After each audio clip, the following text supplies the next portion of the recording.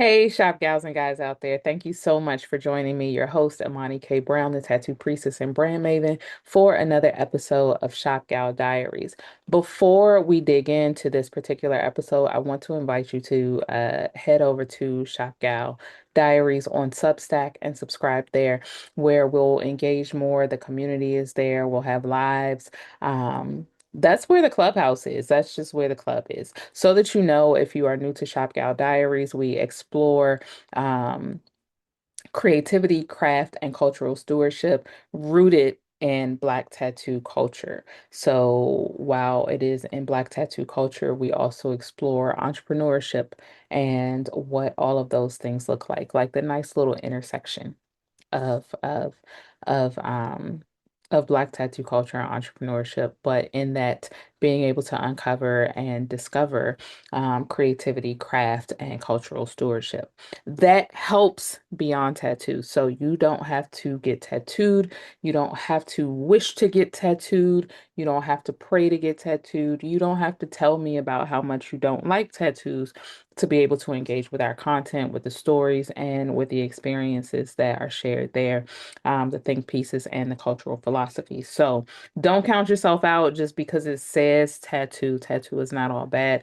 In fact, you might discover that through Shop Gal Diaries that tattoo is a lot more cultural than what you've been programmed to believe. So I invite you to come along on these journeys with these stories, with these philosophies, with these creative think pieces.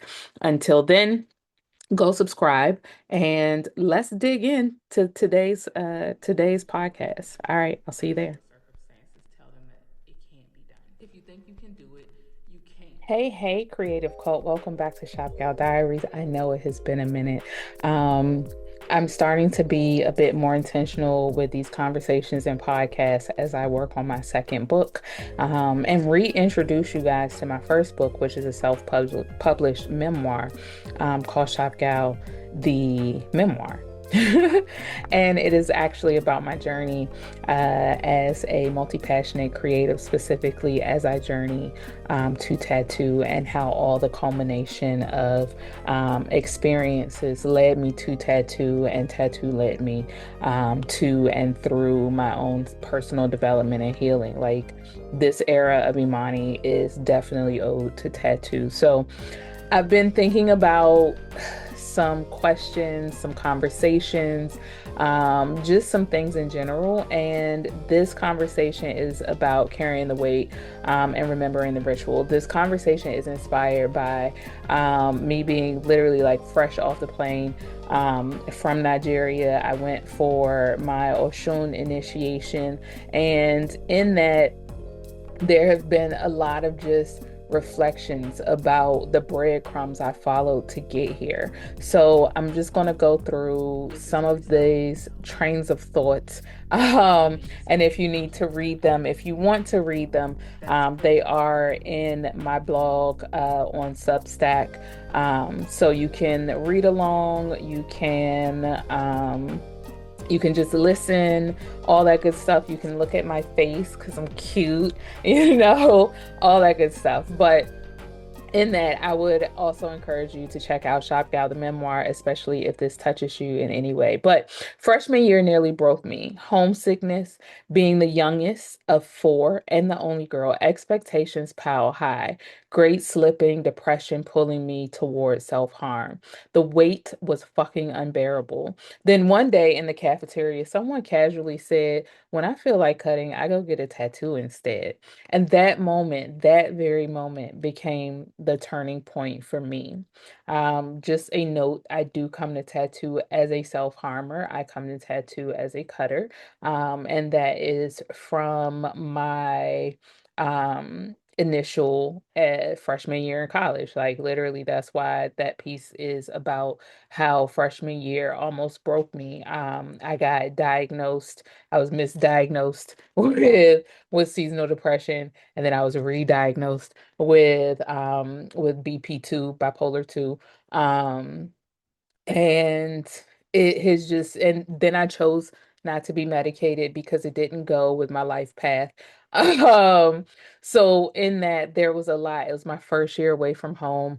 I had never been so far away from home where I couldn't just go back, a couple days later or just not being around family, like everything extremely unfamiliar.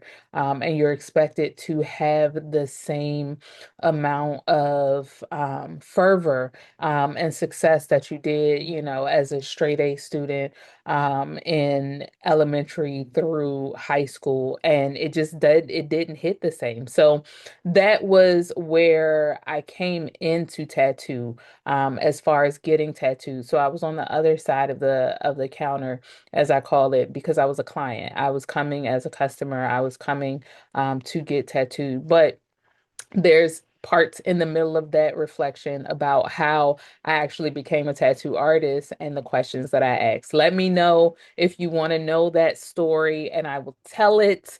Even though I've told it a few times before, it never gets old, and I think it's something that people should hear.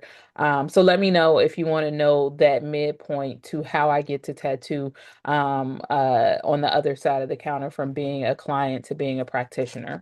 But tattoos is ritual. It's no secret. I came to tattoo as a self-harmer, but the very thing that held me down became the key to my purpose, literally a major key. Tattoo became my divine ritual, my way of transmuting pain into art, burden into ceremony. Every scar became a symbol, every line a prayer, every design a lifeline. Tattoo taught me that what the seemingly burdensome things of Ten Wands always reminds me. Sometimes the burden doesn't disappear. It's weird, it's off-putting, it's inconvenient, but it's also divine. It is just for you, for your own universe. But it's up to you to choose how you actually carry the weight of it. And then in the synopsis on Substack, I do give the definition of divine because I think in a lot of these things, we don't take time to dive into the etymology of words and what they actually mean, right? So while divine can also feel like a burden in some respects, things that are divine are always just for you. Like everything comes in divine timing. We say divine all the time, but I don't think we really hone in on what these words mean. So, divine as an adjective is relating to or proceeding directly from God. As a noun, it is the providence or God, and as a verb, is to discover by intuition or insight. It is to infer. And to infer about tattoo for me was clearly a life changer. I do believe it is a providence. It is a providence or God, a deity, if you will, and not in the way of it is its own deity, but it carries a particular energy that may be related to a specific deity. In my case, specifically Oshun, because she is the goddess of beautification, right? Of divine femininity, of she braids hair and she makes clothes and she makes people, her work is in beautification of people, of people's spirits. And that's where my work has led me. Adjective of relating to, proceeding to, or being directly from God. Proceeding directly from God. And I always say that tattoo was given to me from the ancestors. The ancestors are of my gods, they are of my deities. And with that, I don't think there was any happenstance to how casually my friend was literally just like, when I go, when I want to cut, I go get a tattoo. And just a light bulb going off for me, right? Like it was very instant, like, this is for you. So yeah, I do believe it came directly from God through my ancestors to let me know, your healing's around the corner. Like it's accessible. You don't have to sign on for things that your spirit and your ori are just not with the shits for, you don't trust for any reason. And being able to go from there. Where I come from, and part of how I carry it comes from where I come from. I'm from DC, old DC. the DC that never called itself the DMV, not the shiny city center, but the DC area. Yes, we really say area. Where the metro stopped at Union Station, Rhode Island Avenue, New York Avenue, and not Noma, because what the fuck is north of Massachusetts Ave? Where Young, Joe, Mo, and Slim were words of endearment. Haynes Point, DC, where giant hands reached out of the sand, kids climbed towards the sky to escape the broken bottles and crack valves scattered from the X2 line of H Street, which the X2 ain't even there no more because Metro did this whole ass overhaul, and now all of the beloved lines that we use to navigate DC are fucking gone. That's a whole other rant. DC, where GoGo is the heartbeat of Chocolate City Soul, where the Capitol Dome is always in sight but out of reach to the homeless population whose dreams have died on its marble steps. I am forever Ivy City, DC, to be exact about where I come from. I am a part of that population whose dreams were supposed to die on the marble steps. Hey, Shop Gals, just a pause for the cause. I trust that you have already subscribed. If you have not subscribed, please go to ImaniKBrown.com and subscribe to our Substack. So, Shop Gal Diaries is on Substack, and the absolute easiest way to get there is by using my actual name, Imani, Imanik, like craft, craft cheese, and brown like the color. So, ImaniKBrown.com. Please get there. Please become a part of the community so that we can engage more, so that we can build deeper relationship and have deeper conversations.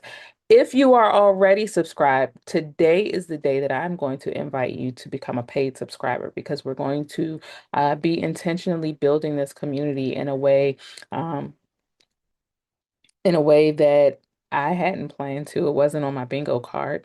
Um, but it is necessary if we want to have these conversations. You becoming a paid subscriber helps to support this podcast and to support the work that I do, and to support the community. It also supports more than anything my nonprofit, Black Tattoo Anthology. So not only would you be supporting the podcast and my work, you will be supporting another young emerging Black tattoo artist. So get there. Again, it's ImaniKBrown.com. Subscribe to the Substack. And if you have already subscribed, become a paid subscriber. If you are new to the Substack, subscribe and then become a paid subscriber. And I'll meet you on the other side. Let's get back to it. Steps. So from DC to the world, but damn, life is good. From not thinking I'd see past 20, from not knowing if I'd ever make it out the hood, to passport stamps taking me from DC to Japan to Nigeria. Shit I could never even dream of or make up. And I talk about this all the time that when you are devoted to something, when you devote to yourself, when you devote to your craft, I talk about this in apprenticeships. When you devote to yourself and you devote to your craft, all the doors that you never imagined will open up. I never imagined that I would make it to Japan. I never imagined I would make it to Nigeria. I never imagined I'd make it out the fucking hood past 18. Okay. So just being able to go to college and have that mudslide was even a privilege for me. Discovering tattoo as a healing tool when I was at the peak of self-harm was a divine gift from the ancestors. What I didn't know is how far tattoo would carry me.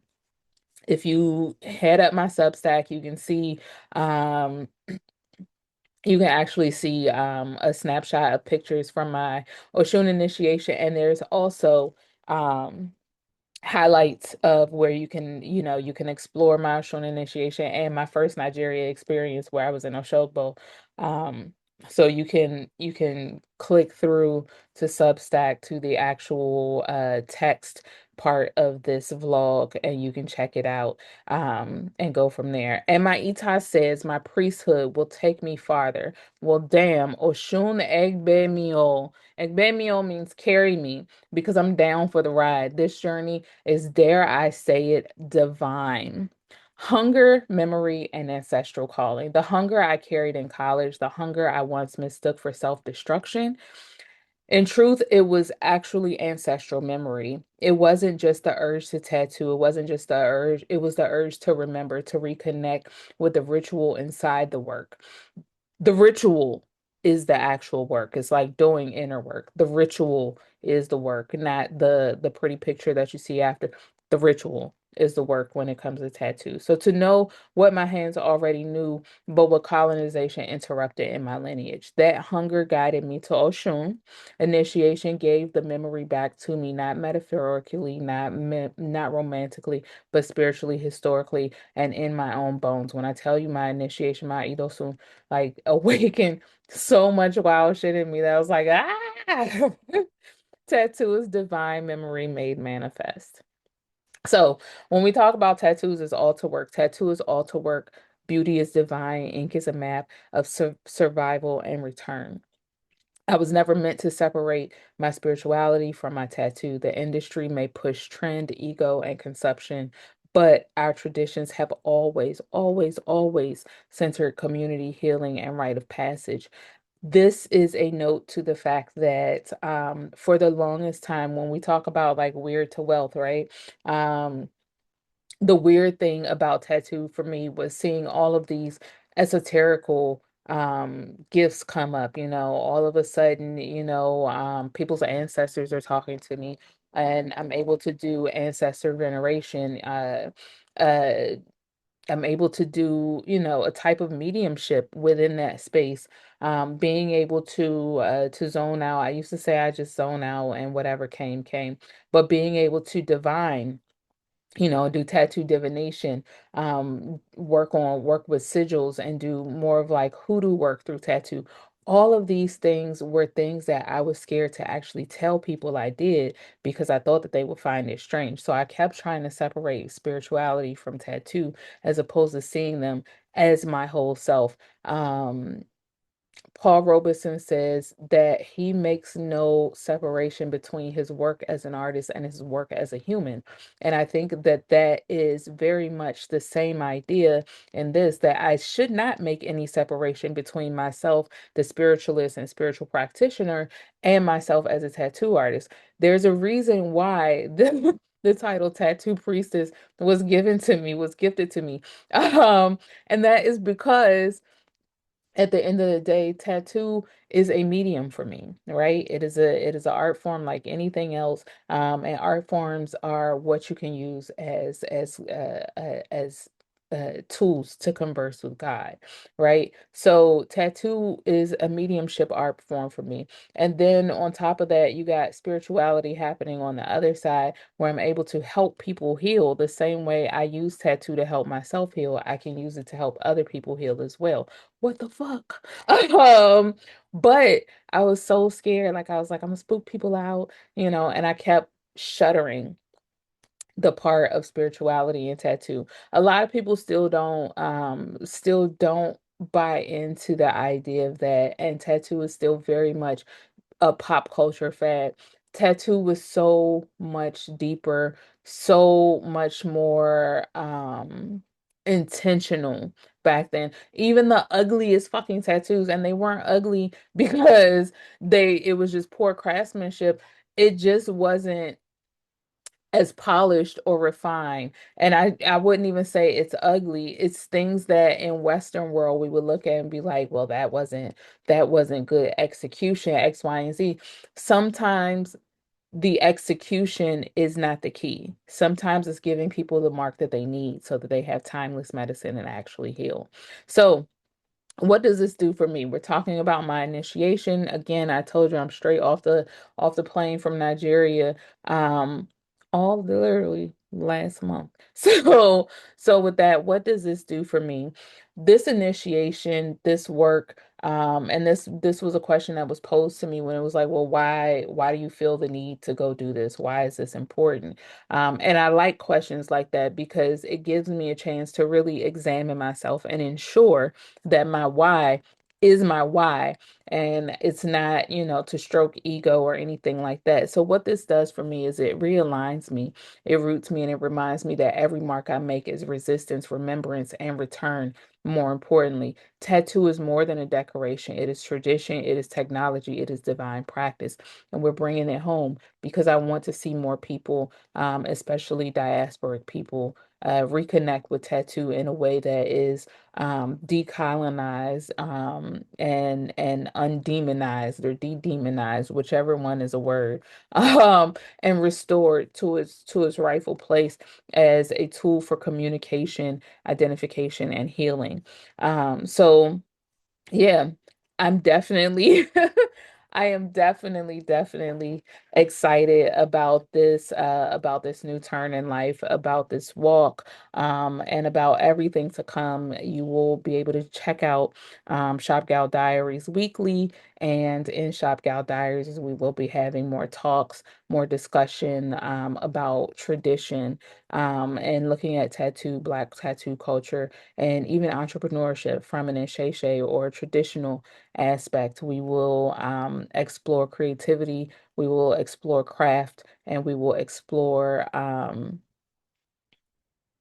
culture, right? Cultural stewardship in those realms. So I can't wait to talk more. If you feel so inclined, please leave me comments. Please, tap in. Please, subscribe to my Substack and consider becoming a paid subscriber to unlock more as I go into this work for the Cultural Stewardship Playbook because it's going to be fire.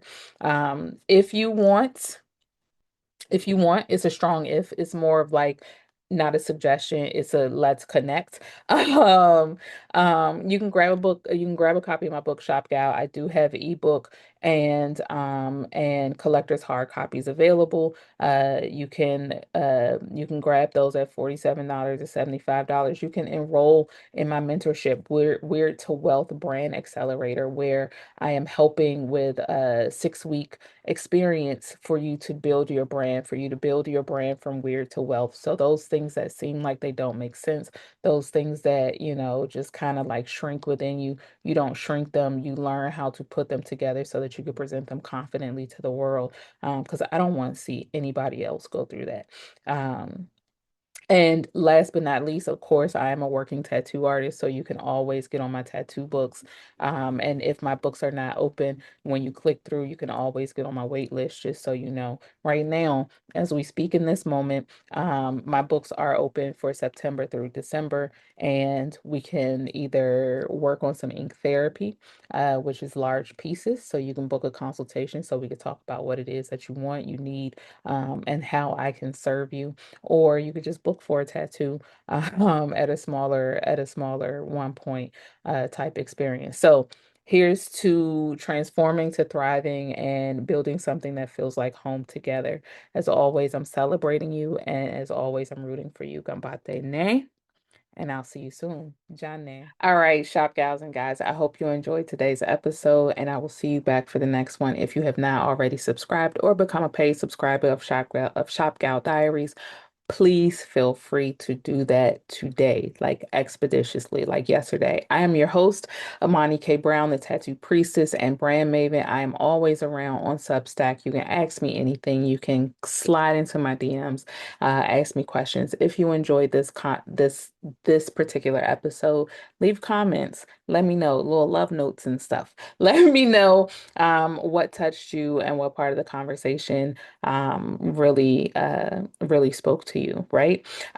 You can find my offers on Substack at imanikbrown.com, my life coaching and business mentorship offers. You can also find me for tattoo at littleinkplayshop.com. There's also a link for that at imanikbrown.com. So if you're looking for a mentor, a life coach, or a business mentor, I am your gal.